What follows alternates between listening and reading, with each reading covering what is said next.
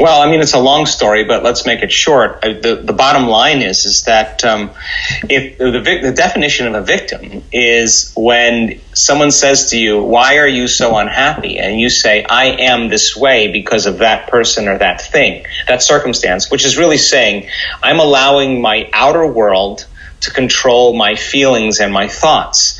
And so then the moment you say, hey, this person or this circumstance that's making me feel this way, then you're a victim to those circumstances. So then there's nothing wrong with that. It's just how we live in our humanity. So as an example, the more altered you feel emotionally inside of you because of some condition in your outer world, let's say something causes you to feel angry or something causes you to feel sad. The moment you stop feeling like Laura and you start feeling altered, the change in your internal state causes you to pay attention to what's happening in your outer world. And so you narrow your focus on the cause. Now, the problem with that is that the problems and circumstances in our life that are causing us to feel the most emotions, we're putting most of our attention on. And where you place your attention is where you place your energy. So in a sense, you're giving your power away to that person or that circumstance. So then now your energy is commingled with the person that you dislike, with your enemy, with your boss, with your coworker, with your ex, because that's where all of your attention is. So then when you're living in survival, then you're saying, well, that person who's betraying me or that person that's making me feel unhappy, I got to be prepared when it happens again. So we start anticipating subconsciously it's going to happen again. So we live in this constant state of vigilance, this constant state of survival. And in survival, it's not a time to create. If you're being chased by a predator, it's not a time to sit down on the ground, go within, and close your eyes. You would be vulnerable. It's not a time to learn. It's not a time to open your heart. It's not a time to go within. It's a time to run, to fight, and to hide. And so the primitive nature in us in survival, which again, 70% of the time, we're living in that state of emergency. And in emergency, it's not a time for growth. It's not a time to create. It's not a time for repair. It's a time for emergency. So then think about this. So then if you're waking up every single day and you're living in this constant state, then for the most part, then you're not going to want to believe that your thoughts have anything to do with your future. In fact, getting a person to sit down and close their eyes, who's fearful, who's anxious, who's worried, who's depressed, that takes an enormous amount of effort. So, but if they understand the theory and the technology, then all of a sudden, if they start applying themselves and going within, and every time they start noticing a thought that's connected to a person or to an emotion, and they stop and they settle their body back down into the present moment, the act of doing that is a victory.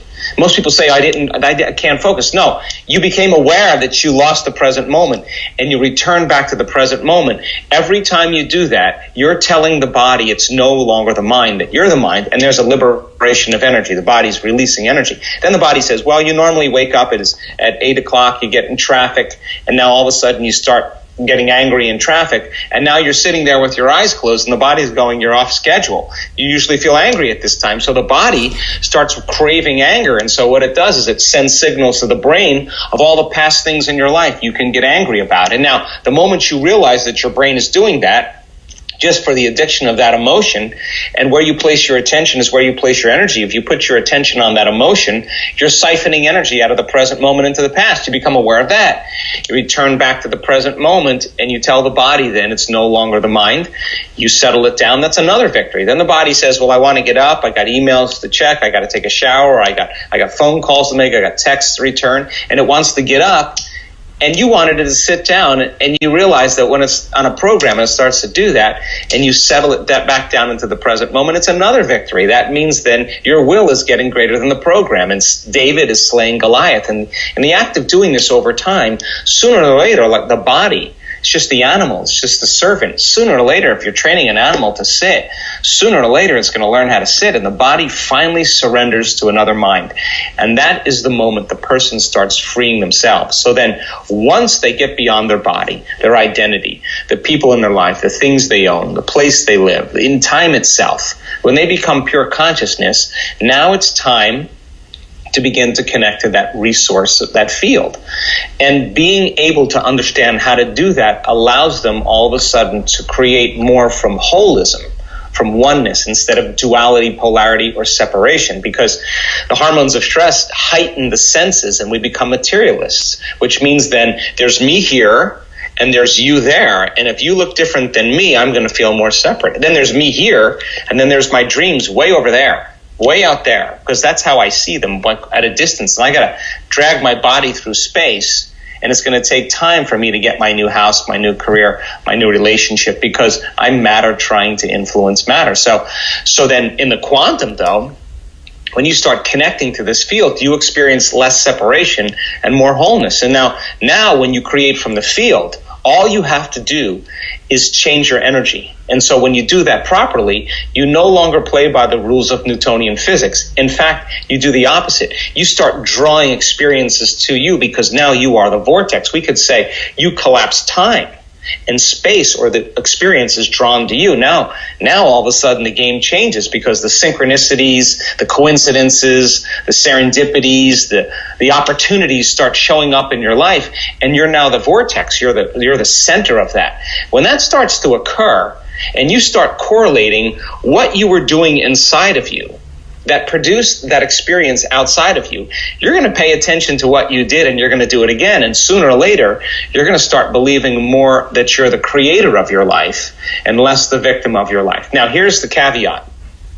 You can't have a great meditation, feel all holy, feel all spiritual, feel all connected, and then the moment you open your eyes, you return back to the program. You start getting angry, you start getting frustrated, you start getting impatient. The moment you do that, you just disconnected from the energy of your future, and you're back to the energy of your past. And don't expect anything to change in your life. That in fact, the whole purpose of this work is to change the brain and body, so that when you get up from your meditation, that you can maintain that modified state of mind and body your entire day. And if you can, get ready, because weird and wonderful things are going to begin to happen in your life. So you got to be able to sustain that state with your eyes open, as well as you did in reaching there with your eyes closed. And it's a practice. It's a practice. Even Einstein said it's a vibrational universe. When there's a vibrational match between you and some experience that exists in the quantum field, get ready, because if you're drawing experiences to you, and then all of a sudden you have to keep redefining abundance. My definition of abundance today is very different than it was just a year ago, because so many people think abundance is about money, but abundance is having more than you need. Yeah. Like having way more than you need. So all my needs are met and then some. And then when you have that experience, then what is your next definition of abundance? If you truly believe then that's abundance, is there another level? But you would never know that until you've had the experience of abundance to that point. Yeah. So then all of a sudden, our definitions begin to change. Same thing with health. You see all these people, they come in and they think that they just want to get their body healthy. But what they're really doing is getting their mind healthy. And they're changing their energy. They're having all these other things going on. And they reach a point where they're so happy with themselves. They're so in love with life. They're in such a state of grace and gratitude that they could care less if they have the disease, because they're so happy with them. That's the moment disease goes away, because they're no longer the same personality. They're somebody else. The disease exists in the other person because they're thinking differently. They're acting differently. They're feeling differently. And how you think, how you act, and how you feel is called your personality. And your personality creates your personal reality. Change your personality, you change your personal reality. Most people are trying to create a new personal reality as the same personality, and it doesn't work. You literally have to become someone else. So teaching people how to do that, and then strengthening their belief in themselves, because when you believe in yourself, you believe in possibilities. When you believe in possibilities, you believe in yourself. So many people close the door to possibilities because they're viewing their future through the lens of the past. Why? The brain is a record of the past. It's an artifact of everything you've learned and experienced in this moment. It's wired to the past.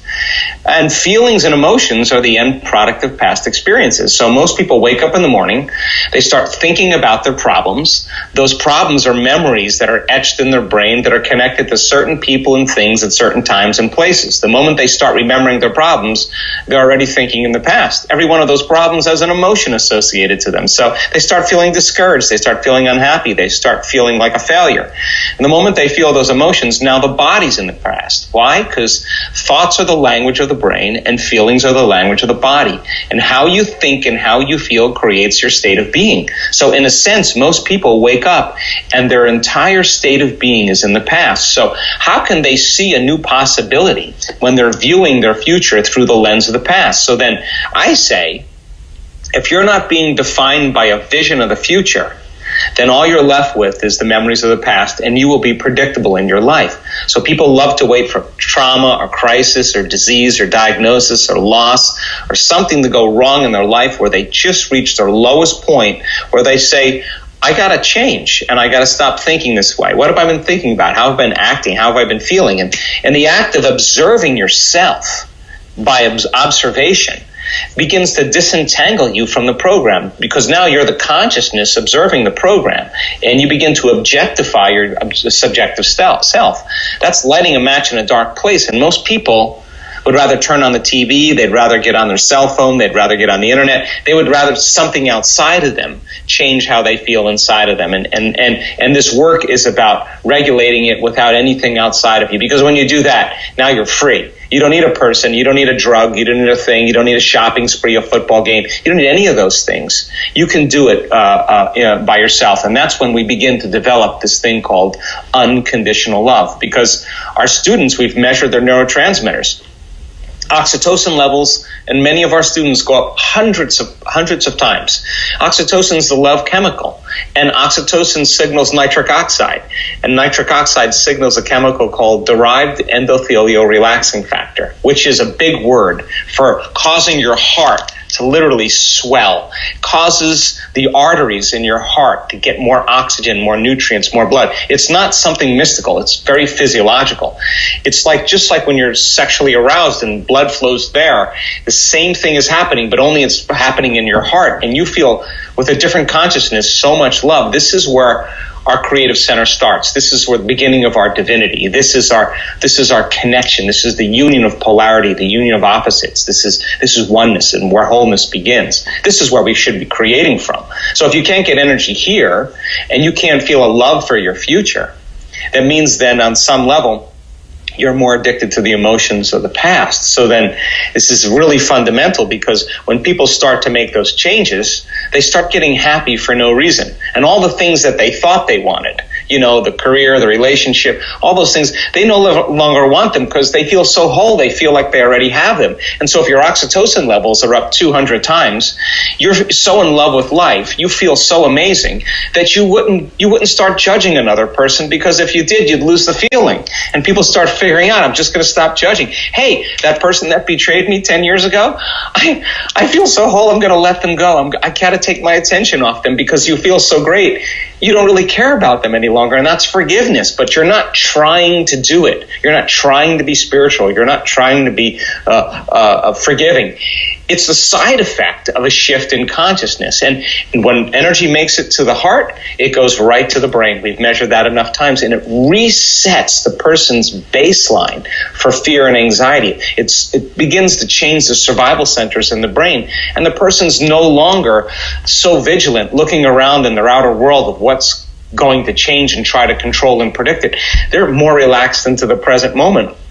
And of course, now things are happening around them. So the work then becomes instrumental, not just because we want people to make those significant changes, but we also want them to reap the benefits of their own efforts. And I just talked to someone this morning.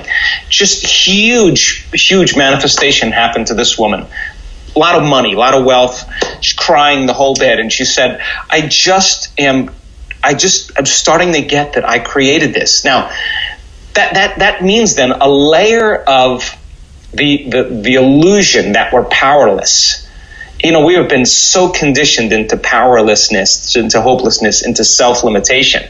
One of those experiences where you pop above the veil and you start to see that you are that powerful, wow, but not in an egocentric way, not in, hey, look at me, I'm self-aggrandizing. It's more like you're humbled, and at the same time you feel amazing. Wow, imagine if the whole world was like that. And so we're piercing this 4-minute mile. This last year in our work, all the healings, all the amazing experiences, all the mystical moments, all the transformations that are going on in people, piercing through that 4-minute mile. Once the 4-minute mile was broken, then everybody said, hey, we can all do it. And within 2 weeks, everybody started breaking that mile. Well, that's exactly what's happening. We're breaking through this veneer, this level of consciousness that says you are powerful. You could be old and be powerful. You could be young and be powerful. You could be healthy and powerful. You could be sick and be powerful. You could be anything you want and still do this. And in time, your biology begins to change, and so does your life.